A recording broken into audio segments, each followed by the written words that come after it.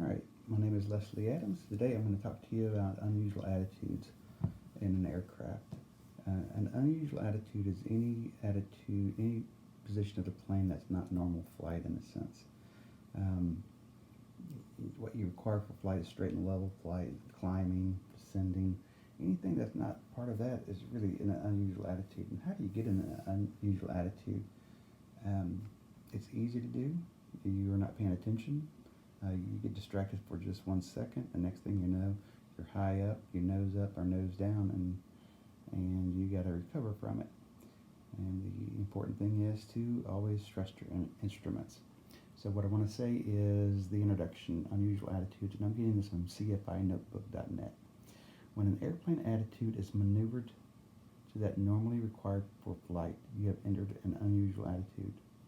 You must know how to properly recover from an unusual attitude by reference to the flight instruments. So not by your feelings, not by your sensory, not by your eyes, not by your nose, not by your hearing, or your feet touch, or your hands, or your seat of the airplane. What you need to do is trust and rely on your instruments to get you out of this situation. It's very possible to lose control in an aircraft without even realizing it.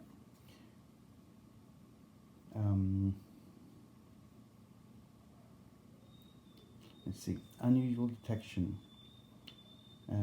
Okay, let me back up just a second. Results from turbulence. What can put you into an unusual attitude is turbulence, disorientation, instrument failure, confusion, preoccupation with something else, carelessness, errors, and just lack of proficiency. Okay, so how do you detect that when you're in an unusual attitude? If you're flying an IMC, you're not looking out anyway, so you can't really tell, by visual whether or not you're leveled or descending or moving or pitching down or pitching up. So you have to rely on your instruments.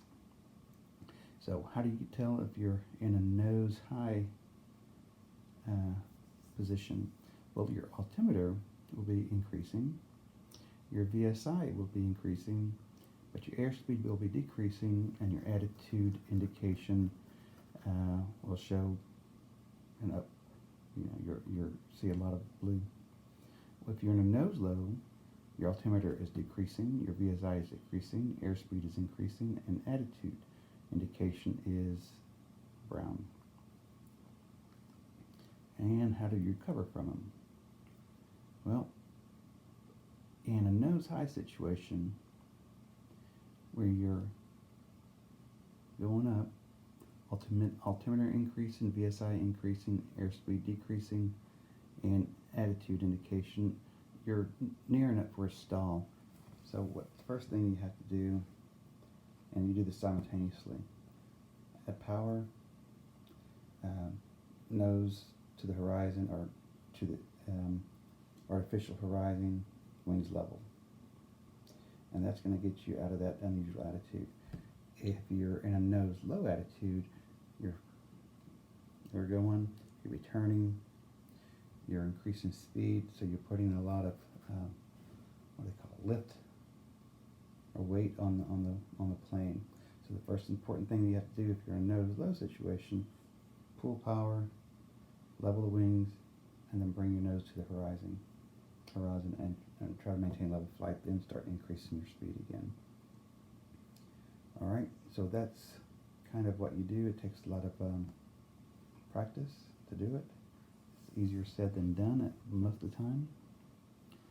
Alright, and let me say right now, note that all control applications should be changed. Yeah, everything that you're doing, all your control applications should be changed simultaneously in the sequence given for the smooth recovery. Recovery should be initiated by reference to airspeed indicator, altimeter, vertical speed, and turn coordinator. Consider practicing maneuvers on a flight simulator. Boom, flight simulator. So this is the end of part 1. Now I'll show you what it looks like on the flight simulator. Thank you.